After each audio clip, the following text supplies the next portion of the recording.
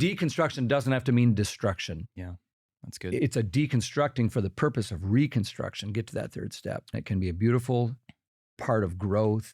And I think that's why you mentioned doing it in community. If I'm going to start deconstructing my Bible, well, I better know what the heck I'm doing and not just base all that on, a YouTube video of pulling boards apart. I should probably do that in community and then know what I'm going to do with the pieces. Hey friends, welcome back on to The Walk. Our desire is for this to be a place where we can answer honest questions, have candid conversations, talk about hard issues, and walk alongside one another as we explore how spirituality fits into real life. Today, we're joined again by Ben Cachiaras, the lead pastor here at Mountain Christian Church. Today's episode covers the topic of deconstruction. And before we begin, I just want to set up this conversation for us. First, we don't want to be a church that ignores what's going on in the world. We want to join in the conversation. It is our desire to create a space where it's safe to talk about hard things, that there's not a topic that we want to push out of the church, but we want to be thoughtful and honest about all of this stuff right where we're at. We recognize that depending on your story, this can be a difficult and maybe a sensitive topic. We're grateful for you tuning in, and we just want to honor that you may have your own experience with deconstruction. So by no means is this conversation an exhaustive, concise program for how you should think about this. We just want to come alongside you and wrestle through this stuff together in a way that is real and honest and thoughtful. And this is one of the ways that we're able to do that. I hope you're encouraged by this conversation with Ben. Let's dive in. Well, hey friends, welcome on. I'm sitting across from Ben Cachiaras right now, our lead pastor. Many of you know his face, or I guess his voice. And if you don't know, Ben is the lead pastor of Mountain Christian Church here, part of our community. And we kind of just want to sit down and have a conversation around this deconstruction thing. Have an honest conversation, I think, about it. I hope it's helpful and good for you all who are listening. Looking forward to getting into this. So Ben, this is kind of like, it's been a hot topic, I guess, for at least maybe the last 5 to 6 years. And I know it's one of those buzzwords, right? Like people have talked about it in a lot of different ways. I don't know. What are you seeing when when you hear this word deconstruction, it comes up? What are you feeling? Deconstruction. It just feels like it's a word that's been applied to the phenomenon that we've all seen, maybe felt personally or know, that a lot of people seem to be just asking some tough questions about.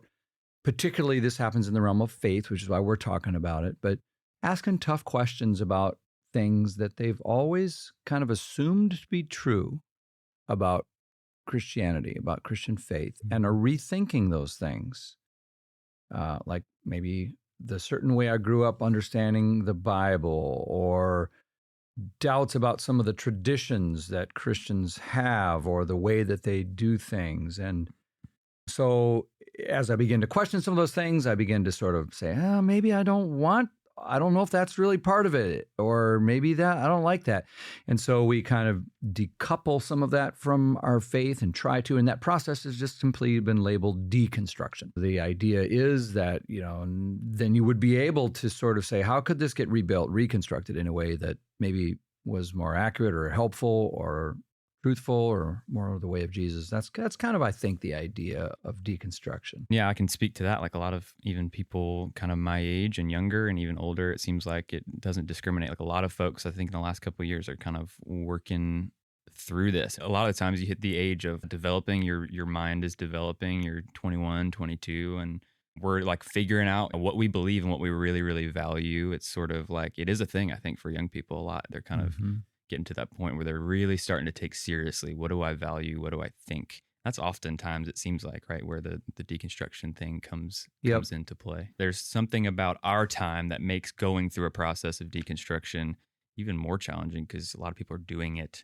in public and a lot more maybe loud about it, or it's kind of a more well-known thing. So I think part of that, what you mentioned, is kind of what contributes to it being really difficult to define what deconstruction is, right? Because you have 1,000 different people going through it in different ways for different reasons. Yes. And it's kind of made it, would you say it's kind of like maybe even a cloudy, I think confusing so, thing very to figure much out so. what it is? Because of the different reasons, like you said, not to over spiritualize it too much, but from my vantage point, it looks like some of it's kind of God driven, like a healthy sort of like grow past that toxic community you grew up in and get to a pure, more beautiful, real version of Jesus. And others, it feels more like I have more progressive ideology at this point. And I don't know, I think I'm just going to walk away from some hard things that maybe I don't know what to do with. At the same time, the church where I serve here at Mountain is filled with people who I would say have gone through what I would call pretty healthy deconstruction. They were like, I grew up with this certain way of looking at things. I have come to believe, I don't think any of that was really part of the original Christian message. I don't think it's who Jesus was. I think it was just the way that my church didn't even realize they were, kind of tying all this stuff to the faith. But I'm rejecting all that now. I'm deconstructing all that. But they've kind of like come back with this, robust, beautiful, legit Orthodox Christianity that's actually kind of closer to what it was way back, centuries ago. And they would call that deconstruction as well, with a healthy reconstruction to follow. So I think that's part of what makes it fuzzy is like, It's a process that for some people, it's like leads them to a place where like, I'm out. And other people, it leads them to a place where like, I'm deeper in. Yeah. And, right there. So we don't even know if it's a good or bad thing sometimes. Right, sure. So that's maybe part of why it's confusing. Yeah, it is confusing. Just like you mentioned, it's one of those words that can mean a billion different things, but you kind of know it when you see it and definitely when you're going through it, right? I know we've done a little bit of this already, but like, what exactly is, like, if we were to define deconstruction, define it, and maybe like where did it come from? Maybe why is it happening right now? It's kind of an interesting thing to think about.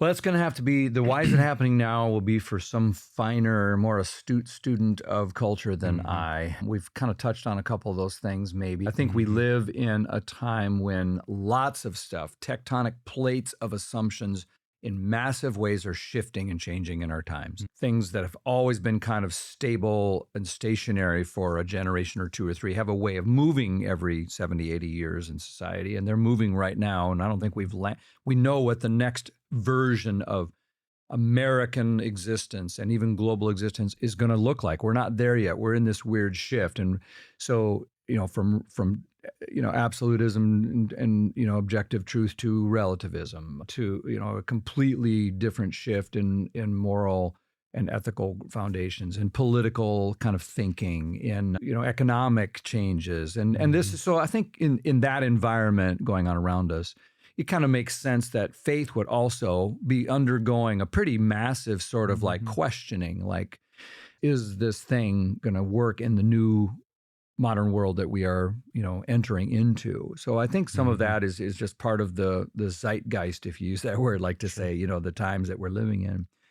The simple definition, I think, would just be a challenging of assumptions and a questioning that leads a person to try to take apart or deconstruct things that, the nails have gone in fairly firmly, but can we pull those nails apart and deconstruct this thing down to its elements and rebuild it in a way that looks right and works better? I think, I don't know, I just made that up. That might not be a bad way of getting at it, but yeah. So I think that's, I don't know. What do you think about the culture? Because you're a student of culture. You read a lot and you look around. Do you think there's other things that kind of are contributing to the general disillusionment and disappointment that's kind of behind some of the deconstruction? Yeah, that's a good question. I think you named it. I think we're in, I would use the word maybe like an unstable or unsteady time. The future maybe looks a little fuzzy or confusing. That we're in a moment of shifting in a lot of ways. I think you use that word. And yeah, deconstruction is this thing. I'm not surprised that it's happening right now because, especially among young people, like we have grown, all we know is like an unsteady time. I was born. You're the 9/11 babies, in 96. Right? Yeah. And so I grew up as a kid and it was like, the wake of 9/11 and a war in the Middle East and the recession. And then you've got 2016 and 2020 and political stuff and COVID-19 and division and anger and all that stuff. And so war and all of it. So we're looking out. I'm 26 now and young people are looking out at the future and thinking like, where is the world headed? Like who can we trust to lead us into the future? So we're a little bit, I think on the whole, probably a little bit skeptical about all things. And I think that contributes to faith too. It's kind of a whole generation of people maybe who are looking back and re-examining what we grew up with. Like, is this really something I want to keep as I move forward into whatever's next in my future? And so that's really good. And it's probably important just to be really honest here too. Even though you and I both wear a pastor hat, so to speak, and find our feet in a Christian community, to have any integrity, we've got to admit that a large part of this is because of disappointment and disgust with people looking at Christians and looking at the church, and sometimes going, well, gosh, if that's what it really is, I don't know if I want to be part of that. And I'm not a church basher. I really think the church is a cool, and we have such a cool community here to say, look what it can be. But we also got to be honest and just say a lot of this, the negative side of deconstruction, because that's not all negative. We'll get to that. It can also be born out of a hunger for something pure and beautiful. But it can also be born out of just like disgust and like, this, if that's what it means. I mean, so you talk about all the shifts in culture. Well, simultaneously, what, an outside observer looking at the American version of the church would have a very mixed bag, and what gets the highest profile, what gets the news is pastors flaming out, running off with somebody, or sex abuse scandals in the Catholic Church, or, or some minuscule, but then becomes high profile story of some youth pastor who does some idiot thing, or somebody who believes some ridiculous thing that doesn't square with science at all, but names it, well, that's what we got to believe because we're Christians, and a bunch of people latch onto that. And then, the conspiracy theory kind of version of Christians or whatever that gets this high profile. And so we live in a time when fewer and fewer people actually know a bunch of Christians, and fewer and fewer people just kind of go to church because they're American. So what do they see? They see Ned Flanders. They see, whatever version of Christian around them. And so there's that in the water. And so if you are a Christian in the middle of that, and maybe you grew up in one of those churches that you kind of come to one day realize, wait a second, this isn't even healthy. This controlling environment, or the way they're bundling politics in here with this, that doesn't feel like what I'm reading in my Bible. Or wait a second, the way that, they treat people who don't toe the line around here, that's like unhealthy. Or the way they make these legalistic rules that I don't even find in my Bible, but the way they judge it, all of that kind of stuff is kind of, we use the phrase church hurt sometimes, because people can get actually really, really hurt by the church. And you couple that with a wider society that tends to look askance and judgmentally at Christians. And now you've got a Christian who's like in their own church kind of feeling like, geez, I don't know if I like this either. Maybe it's no surprise that we've got something we're trying to define as deconstruction, based on what's going on. That's really good. There are a lot of different reasons why folks would kind of walk through a journey like this. But I think a huge part of it is, right, you're kind of looking out, and man, everything. A lot of what I see just publicly on social media and stuff is very much that way. So it's like, why would we even blame folks for even questioning and rethinking a lot of these things? You mentioned this, so I want to like move us forward here, because I think this is a really interesting question that we haven't gotten into totally yet. Deconstruction, is it good? Or is it bad? Is it good or bad? As if it were that simple, probably. Yeah. Well, part of me wants to say, well, let's look at the fruit, and that maybe we'll get to that too. Like, what's the fruit? Follow the path down a little bit. When someone goes through this process, what's the end result? Like, what's the product of it? What happens in their life? What happens if everyone was like that person who is deconstructed? Would society be better or worse? Would the church be purer or sicker? So. And I think when you follow that, it's a mixed bag. It is a mixed bag. And so the answer, if you're trying to be simplistic about your question, is it good or bad? You'd have to say yes. You'd have to say sometimes it's good and sometimes it's bad. Now, when it's good, when is it good? I think when it's good, it's understood as a kind of inevitable part of growing up, a sort of natural process of maturing. Deconstruction, properly understood in a healthy way, would be like step 2 of a 3-step process. So step 1 is we inherit something that we have constructed either for us or we construct ourselves. That's step one. The building of our faith, the assumptions that we inherit, the traditions we have handed down to us, the things that we learn and accept. That's step one. It's the construct, the building itself. Step two is when we begin to say, no, wait a second, and sift through some of that and say, I think there's some that needs to stay and some that needs to go. We begin to unlearn some stuff, or to grow, if we say this positively, to grow past some of it, or to think, I don't know that all really works anymore. And it leads you then with fresh clarity and hopefully more truthfulness and integrity to then reconstruct something that's more beautiful, robust, and legit at the end. That's that third step, is the reconstruction. So when that happens, I think it can be a very healthy thing, and I would say even very normal. And versions of Christianity that are afraid of, like, don't ask any hard questions, don't go through any kind of deconstruction because they perceive it as a threat, are usually not very healthy, strong, robust versions of Christianity. We're just kind of like, la, la, la, la, la, monk, just close your eyes and your ears. I don't want to think about any hard questions. We're just going to believe in Jesus. It kind of like stunts the developmental process that you just mentioned, right? It's like, how are we going to fully reach that process of maturity and development back to reconstruction if we kind of get stuck in that? Like, no, we don't want to ask any questions. We're not. It's a version of faith that doesn't really believe. It's actually a weaker version of faith because it doesn't actually believe that it can stand up to scrutiny. Totally. Doesn't believe that it's actually capital T truth behind it all. So we're scared to death. It's that our faith is somehow this big house of cards. And if I dare to ask a tough question that I might not know the answer to, it's like pulling out the bottom card and the whole thing tumbles down. And so we don't even allow it. And then we just but when we say, rather, wait a second, I have a really important question that's in my soul and I want to know the answer to it, or this doesn't sound right to me. And I ask that question.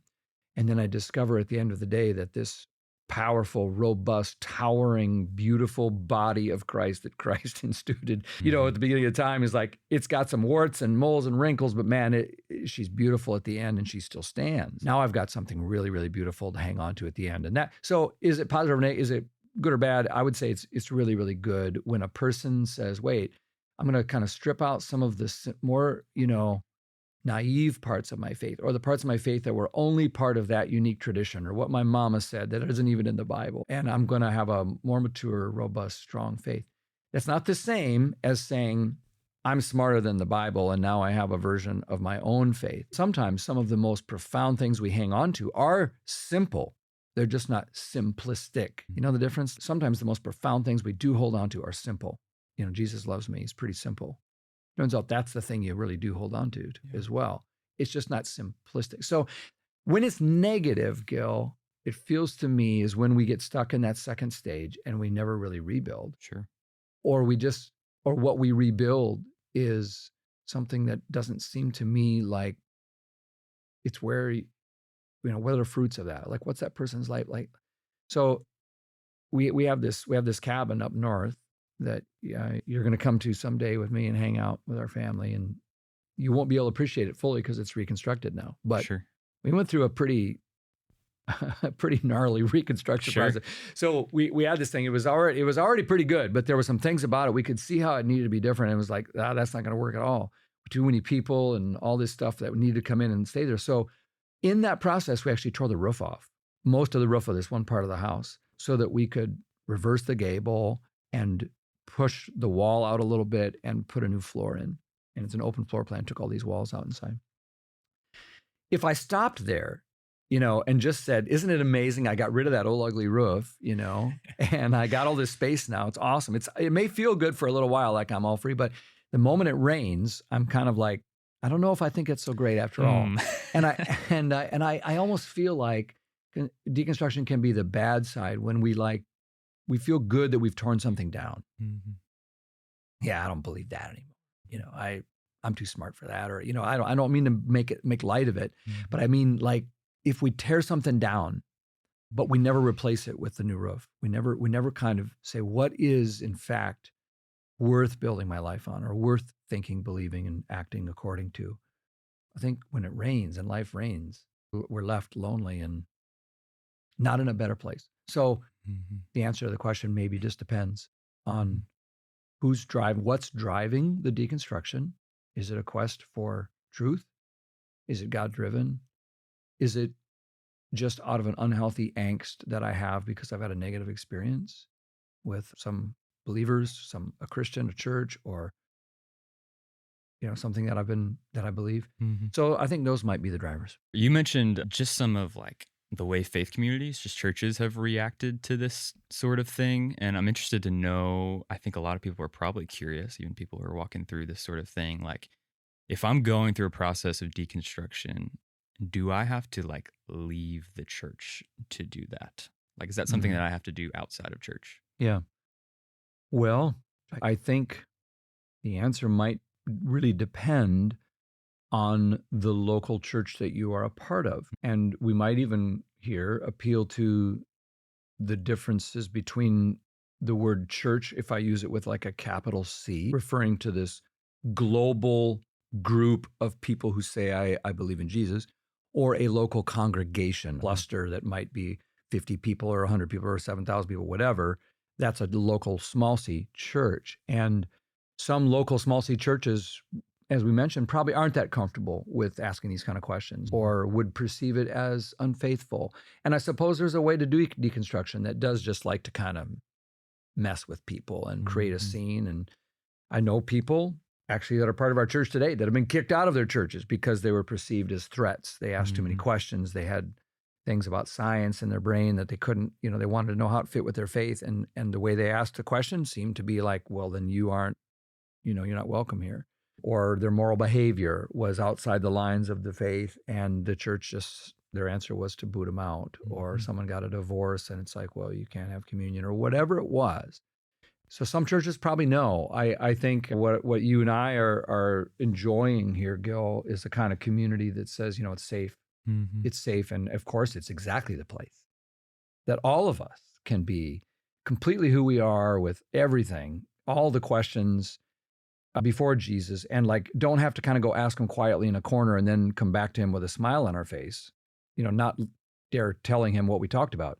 But we're going to be like right up in Jesus' face, like, okay, wait a second, what gives? I kind of picture Nicodemus as an old guy in the Bible. He was a Hebrew Jewish scholar, he was deeply steeped in the Jewish faith, but he kind of comes to Jesus at night and he's got like, I got some questions. And Jesus is like, you got to undo some things. In fact, you got to it's going to feel like you're going to get born all over again. He's like, this is not a little change. You need to reconstruct some things.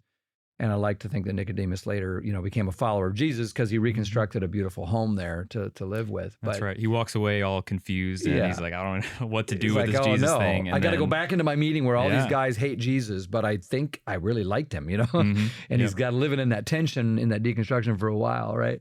So do you have to leave your church? My hope would be no. I think that it's far better to have a kind of community that just says, we're here because we believe that Jesus is the way, the truth, and the life. Now, a lot of us have unanswered questions. I got unanswered questions. You do. There's some messy stuff to this faith, but we do it together in community. I know I love what you're doing with the young adult community here at Mountain. And I think part of the reason it's growing and there's so many people attracted to it is that it's like, it's safe. It's not like, oh, I have to be kind of one of these sort of, give me the profile of whatever version of Christian I think I'm supposed to be. And if I'm that, I can join the group. But no, it's like, hey, I'm in the age demographic, so I'm in. And that means I can bring with me my baggage, my questions, my frustrations. And I'm going to meet with people who are like totally reconstructed already. I'm going to meet with people who are in the process of that. I'm going to meet with people that are probably like just starting, or not even maybe even asking questions at all.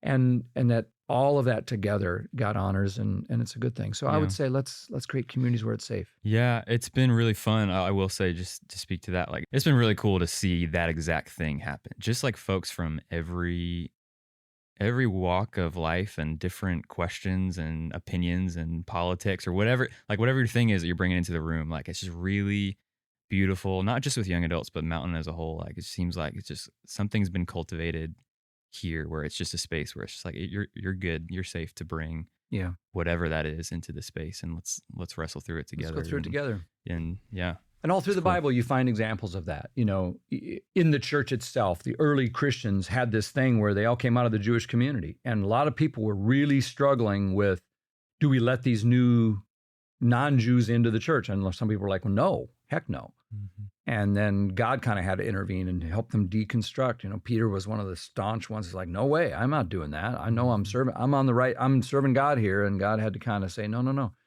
And then by the same token, later, they got so convinced that you had to add the Jewish stuff in, like to be circumcised or whatever. Some of the Christians needed to be kind of, Paul is himself now saying, I consider all that other stuff garbage compared to just holding on to the Jesus part. And he's trying to convince them you don't have to be like bundle up all of this other stuff with it.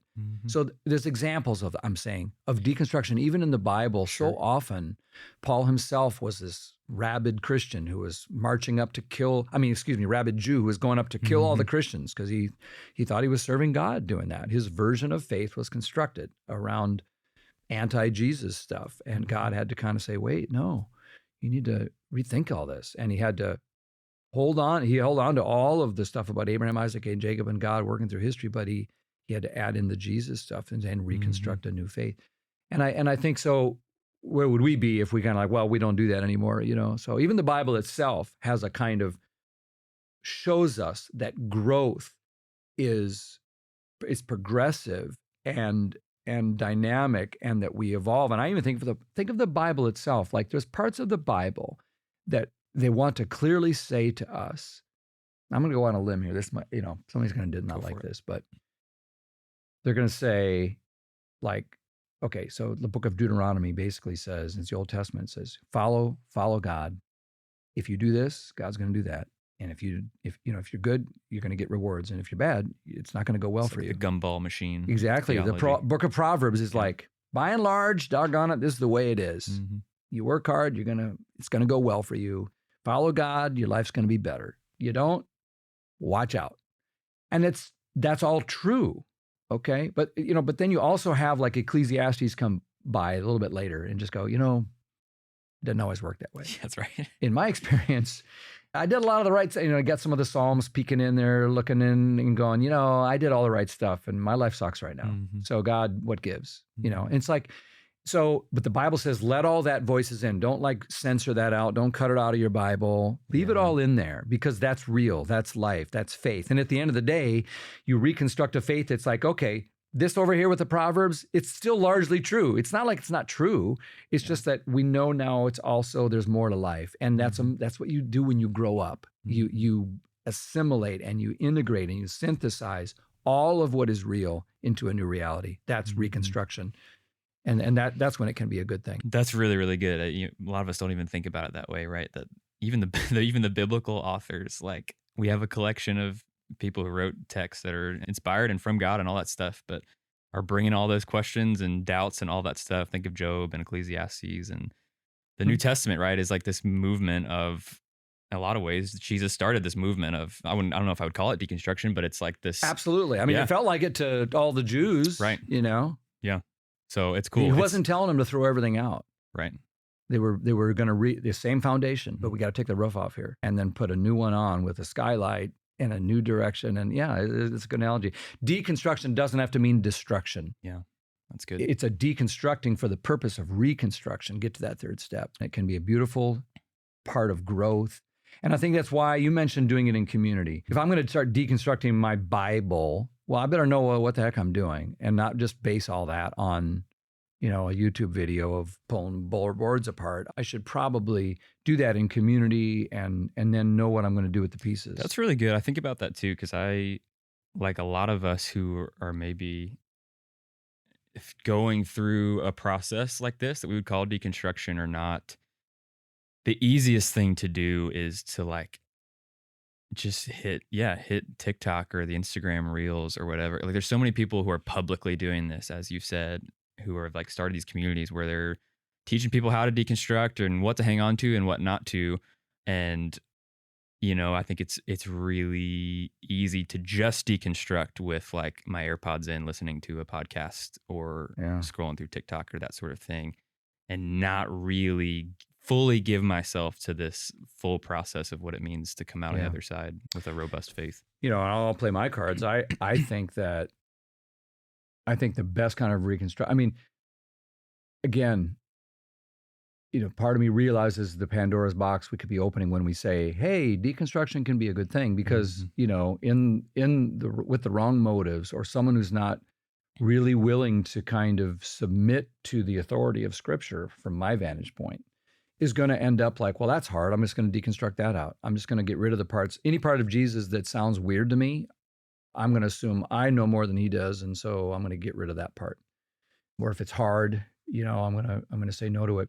And I would say that just might be, a kind of unwise way to go at it. I think again, you got to look at the fruit, like what has stood the test of time, what parts of what can be unbundled from Christian faith that needs to be unbundled. I think, for example, we use that analogy of bundling. Mm-hmm. I was telling you about my cable plan. I don't want to watch a bunch of stuff. I want to watch tennis and football. But when I pay my bill, I got all these other channels. I got HGTV and CNN and Fox, and I don't want all that. I don't even watch that stuff.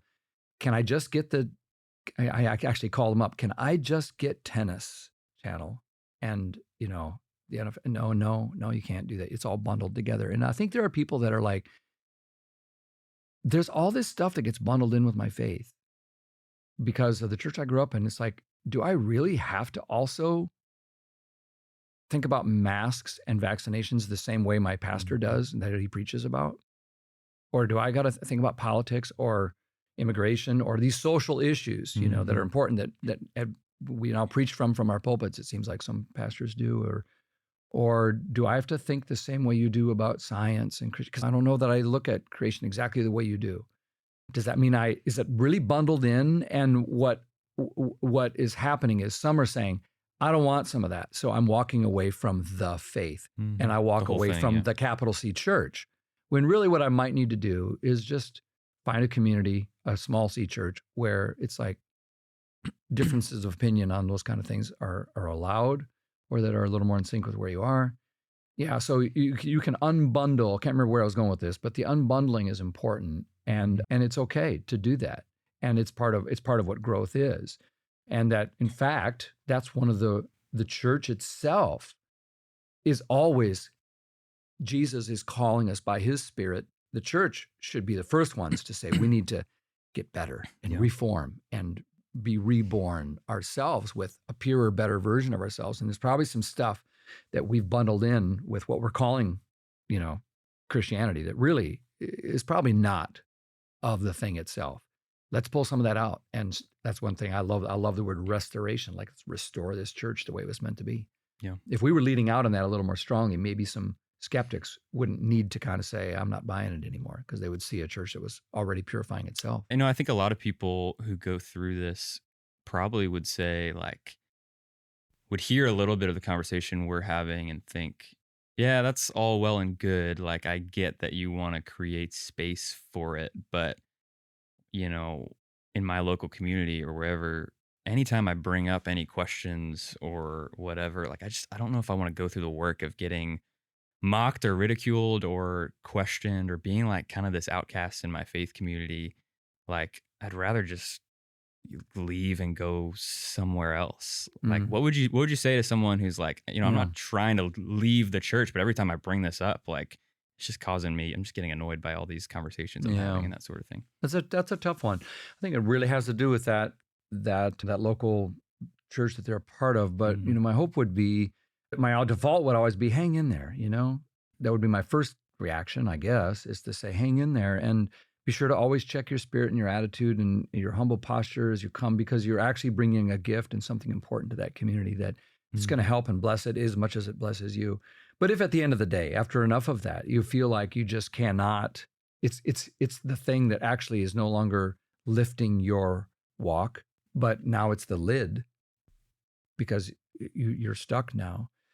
It might mean that you need to broaden your circle of friends that are willing to maybe share that with you. It wouldn't have to mean you leave the church, leave that congregation. I'm very hesitant to sort of endorse someone walking out of the Christian community. I think we do that for a lot of silly reasons, but I really sympathize with the person you just described, and I'd ache for them to find a community where they could, grow like that. Kind of moving on, what advice would you give someone who's just in the middle of this? And then I would maybe add a second question to that, like, what advice would you give to maybe a parent or a friend who's maybe walking through a loved one with this? So maybe that's a two-part question. What would you say to someone in the middle of it? I would say this is so slippery and tricky. Be careful to always check your motives. Don't do it inside, in an island or an isolation. Always be talking to others about it who can be honest enough to say, you just seem so angry. Anger is a slippery, crazy thing. And I think I honestly see some people that when I hear their deconstruction, I think, oh, this is a pure heart. They're driven by this quest for truth, and I want to help them find Jesus more purely and cleanly. And I talk to other people who are deconstructing, and they just sound mad. Yeah, they just sound ticked off at everything. They don't really want to reconstruct anything. They just want to be mad and angry, and it can't move on. And you really can't build a life around what you're angry. You can't build a life around being bitter or sad. So I would say be careful. And then, what is the old saying? He who fights dragons becomes one. If you're constantly fighting dragon, you're going to become one. So just in other words, be careful you don't become the very thing that you're fighting against. You become just as intolerant, just as angry, just as judgmental as that horrible church that you had to leave because, but you're just like them now, Gosh, so it's like, I would just say, be careful about that. So, I think so many of us, will go through that process of, here's all the things that I'm just, kind of ticked off about where the church is at. It's wrapped up in all these cultural issues. And then we kind of come out of it on the other side with, like you said, just that same amount of anger or maybe even legalism or fundamentalism around, like, now that I've reconstructed with, it's just a different version of the same thing. It's a different version of the exact same thing. Yeah. So it's the motives that's so hard. We're so incapable sometimes of really getting to the heart of our motives on why we do things. So that's why community, again, is so important. If we're pure and driven by the right things, it'll help guarantee that this is positive, healthy maturing rather than negative, deconstruction that really is coming from a negative place. And I say that again because of the fruit. It won't lead you anywhere positive. Yeah. It doesn't automatically lead to a positive outcome here. And I would say also, I love what we're seeing in our time, which is people your age, Gil. I see a lot of them just kind of doing an end run around generations and centuries of Christian accretions that have been added on. And they're zooming all the way back. And they're stealing stuff out of earlier centuries going, you know what? Hey, before all this, these people talked about faith in this way. And it sounds really fresh to me. Yeah. And I love that. I mean, you guys are kind of leading the way in that from what I can see. It's let's just go back. And I would say, that don't be afraid of, parts of learning from Christians that, even if they lived in a pre-scientific, and we sometimes, I think it was C.S. Lewis accused us sometimes of chronological snobbery, meaning that I live now, so I'm obviously the smartest human being that's ever lived. And our generation has everything figured out. It's just, how's that working out for us? Look at the mess we've made of things. Are we really that smart? So it's maybe some of these folk in an earlier time understood some things about Jesus and how to walk with him. So some of the desert fathers, some of the fathers and mothers from ancient Christianity that were just I would say that. I would say, don't be afraid to kind of just hang out with Jesus and not worry about all the things we're angry about contemporary Christianity. Yeah, you're totally right. And I think even as I look out, some of my contemporaries who are either ministry leaders or maybe people who even walked through a process of deconstruction and figuring out what they believe, and they're kind of coming out on the other side. It's this, like you said, this generation of young Christian leaders who are, you've heard of the phrase traditioned innovation. It's we're moving forward, not with just the stuff that our culture has handed us. We're not making up a new foundation here. Yeah. Right. Yeah. But we're reaching back to this much deeper, richer, ancient thing and using that to carry it forward into the future. And so it's just beautiful. It's beautiful. Ancient future.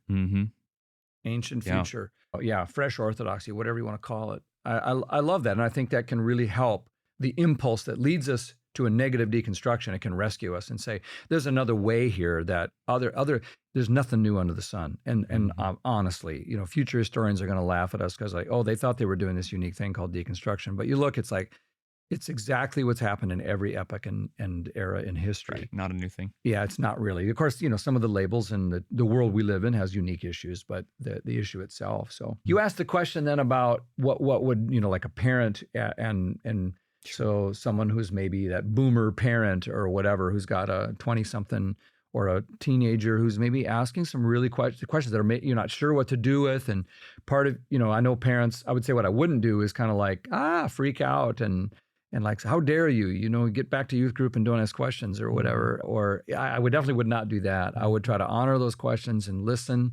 And James Emery White is a pastor friend of mine I really respect. He says, there's these two questions that I've used. And he says, parents and kids could ask these questions, like ask your young friend or your kid, a person of any age, what do you think I believe that you no longer believe? And talk about that. Well, I think you think this, and that's really fascinating. It's going to open some doors and have some great conversation. Yeah. And then followed up maybe with this question. Hey, I'm curious, what do you believe that you think I probably don't believe? Mm-hmm. And just have a conversation about that. That's cool. And that does something really, really cool Mm-hmm. between a parent and a kid, or a friend and a friend, or an intergenerational thing. Like, it just kind of opens up a dialogue that wasn't there. Like, I was thinking, whenever we don't mention things in public with one another in conversation, it's a little less like manageable and harder to deal with, right? But there's something about that kind of opens up a conversation that's like where this stuff gets worked out. Yeah. And it doesn't go after an issue. Like, here's what I know, you're wrong on this thing, and let me tell you why. Mm-hmm. It just kind of makes space to kind of hear each other out. And that's a good starting place. I liked that a lot. Mm-hmm. I've seen it work well. That's cool. You've mentioned this reconstruction thing and what it looks like for someone who's maybe, coming out of the deconstruction thing and reconstructing. What does it look like to reconstruct well and in a healthy way? What would you say about that? Man, I don't know. Again, going back to the fruit, I think I've seen it. I know I've done some of that in my own life, things that are like, I don't know that I believe that same way anymore, but I feel that this new expression of it is anchored firmly in the truth of God and is born fruit. And so, and I've seen in other people's life, Mountain's got so many people that would say, they would never use these words probably, but that's kind of the process they've gone through. They had to come past something. They had to grow out of something, get rescued from something, kind of figure something out from the church they grew up in or the upbringing. And they've landed in this beautiful place where it's like, they're grateful. It's like decluttering a closet. They didn't destroy their closet. They just got rid of some stuff, but they still keep stuff in their closet and they love their closet. And it just feels healthy and vibrant and alive. And I would say, to someone going through it, think of it that way. Maybe, like you said, the foundations don't have to go away, because at the end of the day, you're going to build your life on something. We all are. And the more humility we can show, instead of quickly latching on to the next thing and announcing that we're the smartest people ever and right about everything, just be humble.